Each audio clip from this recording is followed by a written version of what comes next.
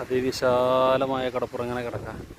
നാട്ടിൽ ഗ്യാസിന് ക്ഷാമമാണ്, വിറകില്ല എന്നൊക്കെ ആൾക്കാർ പറയുന്നുണ്ട്. ഇഷ്ടംപോലെ ഓലപ്പട്ട, തേങ്ങ ഇപ്പോൾ കത്തിക്കാനേ കൊള്ളുള്ള, വെള്ളം കയറിയൊക്കെ നശിച്ചിട്ടുണ്ടാവും. ഒരു ചാക്കും കൊണ്ട് വന്നാൽ ആവശ്യമുള്ളത്രയും പറക്കി കൊണ്ട് പോവാം. ഇവിടെ നിന്ന് ആൾക്കാർ പണ്ടൊക്കെ പറക്കി കൊണ്ടുവരുന്നു. ഇപ്പോൾ അങ്ങനെ പറക്കണ ആരെയും കണ്ടിട്ടില്ല.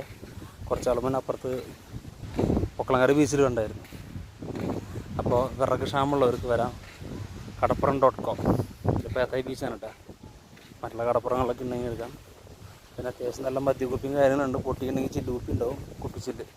അപ്പോൾ കുപ്പിച്ചില്ല് കാലുമ്പോൾ കയറാണ്ട് നോക്കണം എന്നുള്ളത് അവരവരുടെ ഉത്തരവാദിത്തമാണ്. പിന്നെ അത്യാവശ്യം പ്ലാസ്റ്റിക്കിൻ്റെ സാധനങ്ങളൊക്കെ ഉണ്ട്.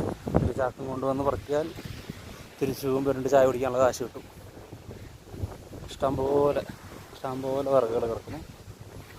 അതെ, ഫിഷിങ് കഴിഞ്ഞ് ബോട്ടുകളൊക്കെ ഹാർബറിലേക്ക് മടങ്ങാണ്. നല്ല വെയിലൊക്കെയാണ്, നിൽക്കാൻ വലിയ സുഖമൊന്നുമില്ല. പക്ഷേ കാറ്റുള്ള കാരണം ഒരു രസമാണ്. അല്ല, ഇഷ്ടംപോലെ കിടക്കുന്നുണ്ട് ചകിരി, ചുള്ളി വിറകുകൾ.